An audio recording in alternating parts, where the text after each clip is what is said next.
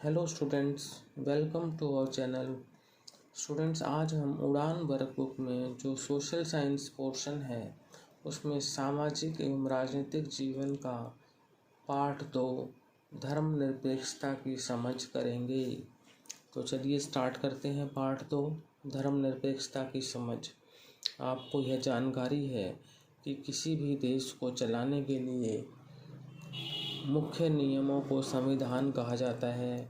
सरकार कैसे बनेगी, कैसे निर्णय होंगे, समस्याओं का समाधान कैसे होगा, भविष्य के लिए देश को कैसे तैयार किया जाए, यह संविधान में शामिल किया जाता है। किसी भी देश के संविधान पर वहाँ की जनता की इच्छा, भविष्य की योजना, देश की समस्याएं, स्वतंत्रता आंदोलन आदि का प्रभाव होता है। भारत में भी यह देखने को मिला है। भारत विविधताओं से भरा हुआ देश है जिसमें अनेक धर्मों के लोग मेल मिलाप के साथ रहते हैं। यानी भारत एक धर्मनिरपेक्ष राज्य है जिसमें सभी धर्मों के लोग रहते हैं। अब है ये आपका कार्यपत्रक एक में जो है आपको ये चिन्ह भी दे रखे हैं और धर्मस्थल भी दे रखे हैं, आपको मैच करना है।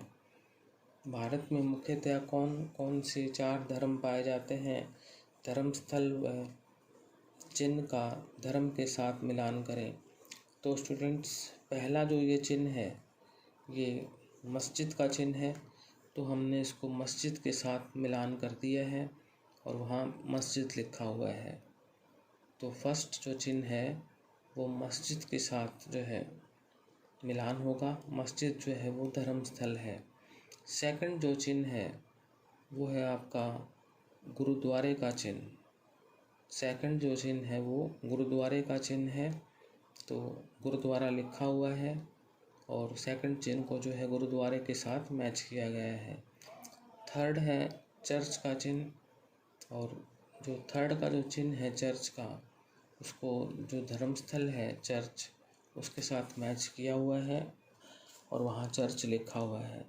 फोर्थ आपका जो चिन्ह है वो मंदिर का है और उसको जो मंदिर धर्मस्थल है उसके साथ मैच किया हुआ है और वहाँ मंदिर लिखा हुआ है। तो पहला चिन्ह जो है वो मस्जिद का, सेकंड चिन्ह है वो गुरुद्वारे का, थर्ड जो चिन्ह है वो है चर्च का और फोर्थ जो चिन्ह है वो है मंदिर का। अब चलते हैं हमारे कार्यपत्रक 2 की तरफ। निम्नलिखित पंक्तियों को पूरा करें। पहला है हिंदू मुस्लिम सिख ईसाई आपस में सब भाई भाई। तो भाई भाई पर आप टिक करेंगे। मैंने लिख रखा है भाई भाई, हिंदू मुस्लिम सिख ईसाई आपस में सब भाई भाई। सेकंड है भारत एक भारतीय एक, तो एक पर टिक किया हुआ है, भारत एक भारतीय एक। थर्ड है आपस में डैश करो देश प्रेमियों, तो प्रेम और नफरत लिखा हुआ है, हम प्रेम पर टिक करेंगे कि हमें आपस में प्रेम करना चाहिए, तो आपस में प्रेम करो देश प्रेमियों। फोर्थ है भारत में नागरिकों को धार्मिक डैश मौलिक अधिकार प्राप्त है, तो भारत में नागरिकों को धार्मिक स्वतंत्रता का मौलिक अधिकार प्राप्त है, तो स्वतंत्रता पर जो है आप टिक करेंगे। तो भारत में नागरिकों को धार्मिक स्वतंत्रता का मौलिक अधिकार प्राप्त है, आंसर होगा स्वतंत्रता। तो फर्स्ट में भाई भाई, सेकंड में एक, थर्ड में प्रेम और फोर्थ में स्वतंत्रता, ये आपके आंसर्स रहेंगे। अब है कार्यपत्रक 3। आपने कक्षा 7 में पढ़ा था, उसके आधार पर निम्न प्रश्नों के उत्तर दीजिए। पहला है अंसारी दंपत्ति को मकान किराए पर क्यों नहीं मिला? अगर अंसारी दंपत्ति की जगह आपके साथ ऐसा होता तो आप क्या करते? तो अंसारी दंपत्ति किसी विशेष धर्म मुस्लिम धर्म से संबंधित थे, इसी वजह से उन्हें मकान किराए पर नहीं मिला।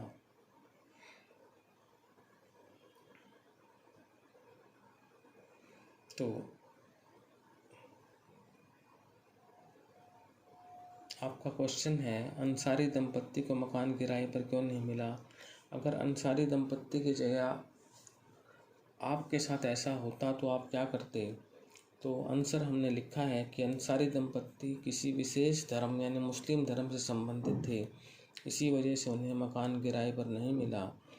तो अगर अंसारी दंपत्ति की जगह हमारे साथ ऐसा होता तो हम कानून का सहारा लेते, ऐसे हम लिख सकते हैं। हम अदालत का दरवाज़ा खटखटाते या हम इसका विरोध करते, इस तरह से आप लिख सकते हैं।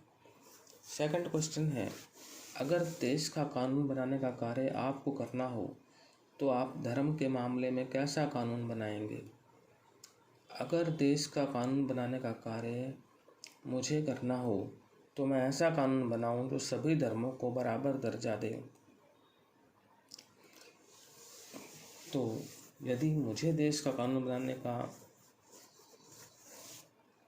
कार्य करना हो तो मैं ऐसा कानून बनाऊं जो सभी धर्मों को बराबर दर्जा दे, यानी सभी धर्मों को समान माने।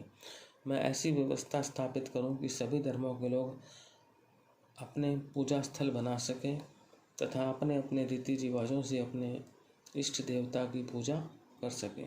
जो भी उनका इष्ट देवता है वो अपने रीति रिवाजों के हिसाब से उनकी पूजा कर सके, इस तरह का जो है कानून बनाया जाए।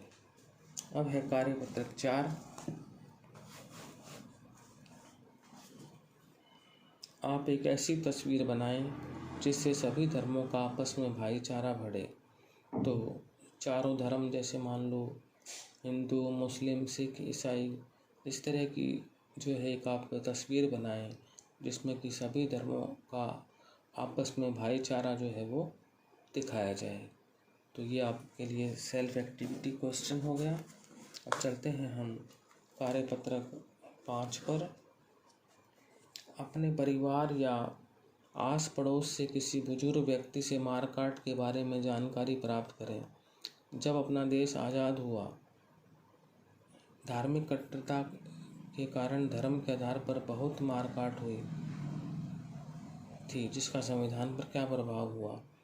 तो मैंने अपने आस पड़ोस के एक बुजुर्ग व्यक्ति से पूछा तो उन्होंने मुझे बताया कि जिन क्षेत्रों में मुसलमान ज़्यादा थे वहाँ हिंदुओं को मारा गया तथा जहाँ हिंदू ज़्यादा थे वहाँ मुसलमानों को मारा गया। इसका प्रभाव यह पड़ा कि जो अल्पसंख्यक मुसलमान भारत में रह गए थे उनकी सुरक्षा के लिए हमारे संविधान में प्रावधान बनाए गए या प्रावधान किए गए। तो ये आपने पढ़ा है कि भाई जहाँ मुसलमान जो है ज़्यादा थे वहाँ हिंदुओं को मारा गया, जहाँ हिंदू ज़्यादा थे वहाँ मुसलमानों को मारा गया।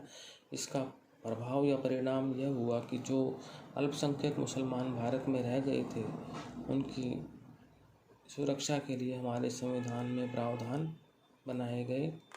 तो ये था आपका कार्यपत्रक 5।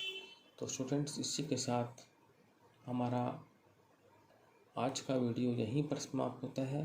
नेक्स्ट वीडियो में हम पार्ट 3 करेंगे। Thank you.